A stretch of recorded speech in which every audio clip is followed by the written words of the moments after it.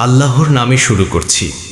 পৃথিবীতে এমন এক রাজা ছিলেন যিনি শুধু তলোয়ার নয়, হৃদয় দিয়েও রাজত্ব করতেন। তিনি ছিলেন নবী দাউদ আলাইহি ওয়াসাল্লাম।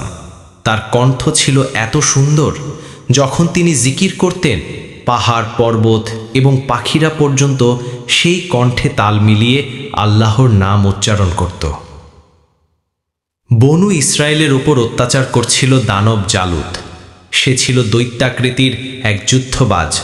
তার হাতের তলোয়ারের এক আঘাতেই সেনারা পালিয়ে যেত। তখনকার রাজার নাম ছিল তালুত।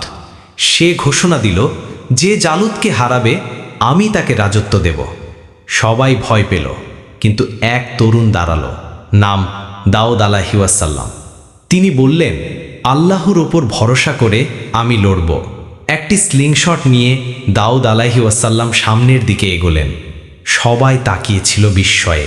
তিনি ছোট্ট একটি পাথর ছুঁড়লেন, আর সেই পাথর গিয়ে লাগল জালুতের কপালে। জালুত মাটিতে লুটিয়ে পড়ল। সেদিন আল্লাহ দাউদ আলাইহি ওয়াসাল্লামকে বিজয় দিলেন। তিনি হয়ে উঠলেন নবী এবং রাজা একই সাথে।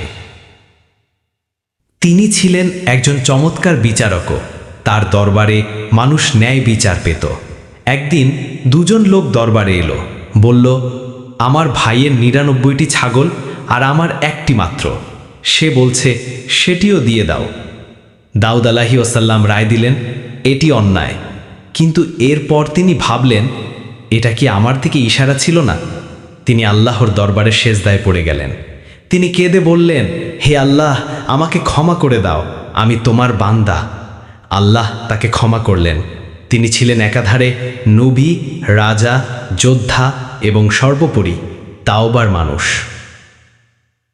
সত্যিকারের সাহস আল্লাহর ওপর ভরসা থেকে আসে। মানুষ বড় হলেও অন্যায় করলে পরাজিত হয়। যারা তাওবা করে আল্লাহ তাদের ভালোবাসেন। নেতৃত্ব মানে শুধুই শক্তি নয়, ন্যায়ের প্রতীক হওয়া। ভিডিওটি শেয়ার করুন, ছড়িয়ে দিন সত্যের এই বার্তা, আলোর পথে।